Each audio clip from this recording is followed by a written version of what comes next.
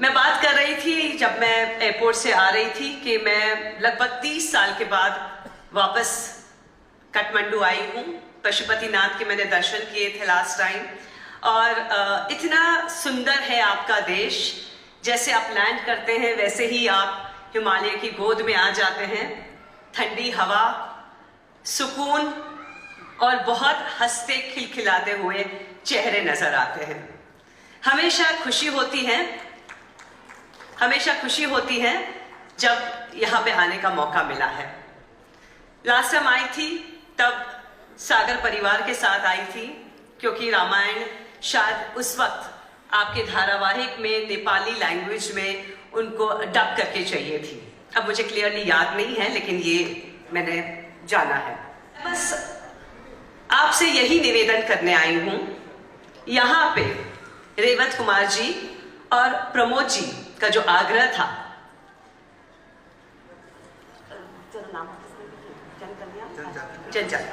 जनजाति कल्याण, ये सर धुआं बंद करिएगा ना प्लीज, आई हैव एलर्जी। जनजाति कल्याण के विशेष कार्यक्रम में आप पार्ट लीजिए। आप जानते हैं रामायण से बहुत कुछ जानने को मिलता है, बहुत कुछ सीखने को मिलता है।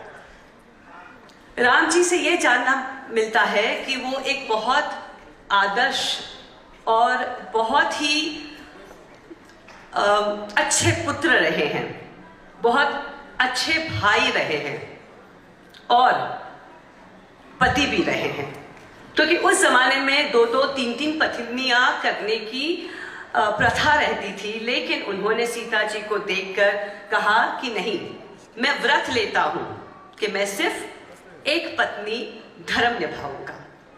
ये जो उन्होंने अपने जीवन में सबको कुछ न कुछ उपदेश दिया है। हर रोज कोई न कोई एक ऐसी बात होती थी रामायण में कि आपको उससे सीख मिलती है। वो सीख आपको शायद लक्ष्मण जी से मिलती है, भरत से मिलती है, कहीं ना कहीं कौशल्या मां से मिलती है। कोई एक पात्र रामायण का ऐसा नहीं है जो आपको सिखा कर नहीं जाता है। इसलिए कहते हैं घर घर में रामायण, और वो घर जो रामायण की नीति कुछ अपनाता है, वो घर में राम बसता है, नारायण बसता है।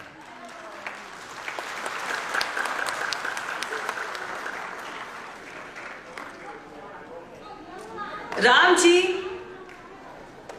जब हम रामायण की बात करते हैं, जब उनका 14 साल का वनवास हुआ, और पूरी कहानी रामायण की यही है, उनका वनवास कैसे हुआ, कैसे उन्होंने गुजारा वो 14 साल, और कैसे सीता मां को वो वापस अयोध्या लेकर आया। उस वक्त रो पड़े और कहा, हम जानते हैं कि आप स्वयं विष्णु के अवतार हैं और आपने मुझ जैसे तुझ आदमी के आपके सर पे हाथ रखा है, लेकिन भगवान के लिए हर इंसान बराबरी का होता है। वो उन्होंने उस वक्त निषाद राज को गले लगाकर कहा।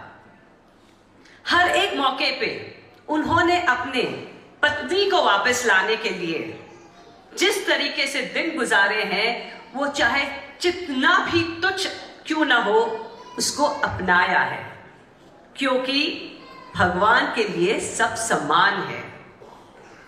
शबरी जैसी बूढ़ी औरत जो सिर्फ भक्ति में थी, वो राम जी के लिए इंतजार कर रही थी, अपेक्षा कर रही थी कि कब राम जी आएंगे।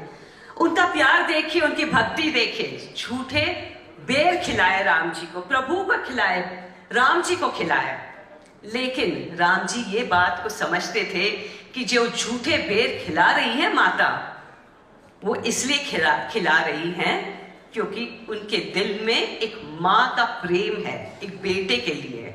और वो जानती थी कि उनका जो बेटा बेर खाने वाला है, वो स्वयं विष्णु भगवान है। आगे चल के राम जी ने सुग्रीव की मदद ली, जो है तो वानर ही, भालू की मदद ली, उन्होंने पशु पक्षी की मदद ली। तो ये क्या सिखाता है हमें? ये हमें ये बात सिखाता है, वासुदेव कुटुंबकम।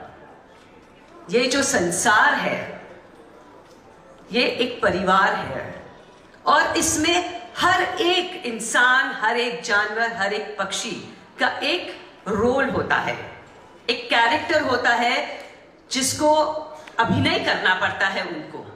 और ये जितने भी आते हैं इस धरती पे, इस सृष्टि पे, वो भगवान के आशीर्वाद से आते हैं, वो भगवान के हैं। आज आप और मैं, हम सब उनके चाहते लोग हैं और हमें इस परिवार को एक करना है। आपको क्या लगता है भगवान ने हमें क्यों भेजा है?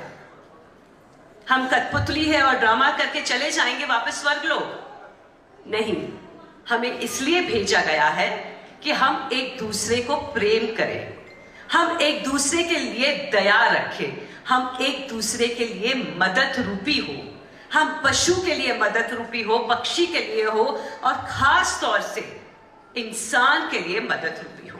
उन इंसानों के लिए जिनके पास शायद माँ बाप ना हो, शायद पैसे ना हो, शायद सोसाइटी में खड़े रहने का रुतबा ना हो।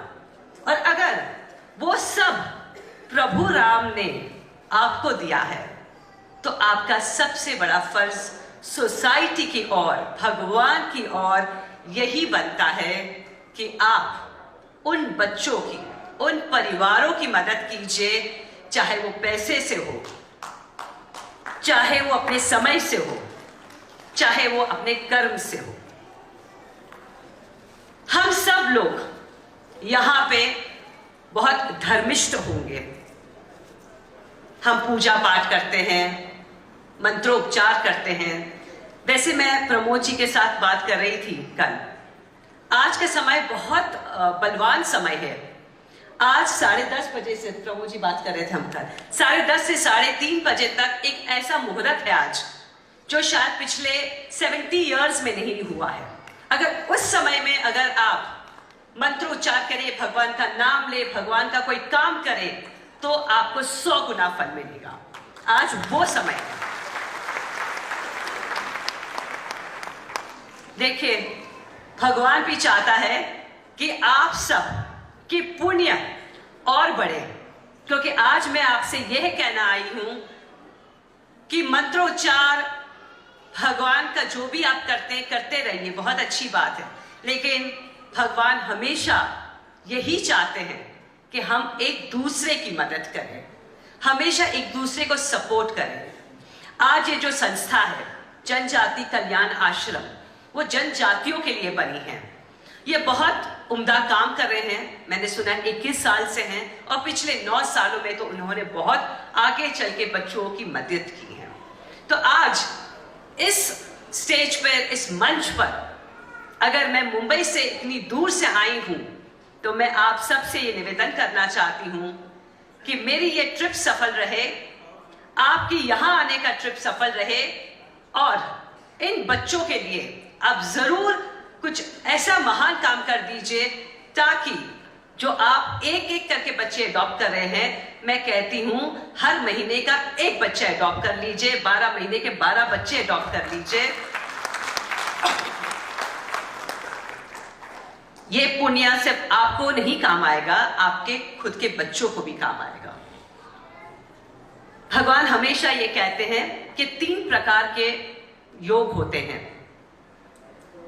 एक होता है तामसी, एक होता है राजसी और एक होता है सात्विक। तो ये जो 3 प्रकार के जो योग होते हैं, तामसी योग वो होता है जब हम खाए पिए मजाक करें और खत्म हो गया। राजसी वो होता है जब हम बड़ा कारोबार रखते हैं और हमारे कारोबार के माध्यम से लोगों को आमदनी मिलती है। और सात्विक वो होता है जब हम बिना कोई इच्छा हम लोगों को मदद करें और फिर भूल जाए। कहते हैं ना, एक हाथ से 2 और फिर दूसरे हाथ को पता भी ना चले, वो होता है सात्विक। मैं यही विनती करूंगी कि आप सब अपना जीवन सात्विक करिए, क्योंकि अगर आप सात्विक नहीं होते तो शायद आज आप मेरे सामने उपस्थित नहीं होते। इसी खुशी के साथ, इसी विनती के साथ मैं आपसे रजा लेती हूं और चाहती हूं कि बार बार आप ऐसे कार्यक्रम में पार्ट लें। प्रभु राम को याद करें उनके जीवन की गाथा, कि उन्होंने अपने जीवन को किस तरीके से जिया है, लोगों के लिए जिया है, प्रजा के लिए जिया है, और जिस तरीके से आपने हमें प्यार दिया है, रामायण के सभी किरदार को दिया है, भगवान राम श्री राम को और सीता जी को प्यार दिया है, मुझे दीपिका को प्यार दिया है, वैसे ही प्यार आप अपने समाज के बच्चों को भी दीजिए, ताकि आपका खुद का समाज, आपका देश खुद उन्नति करे। धन्यवाद। जय सिया राम।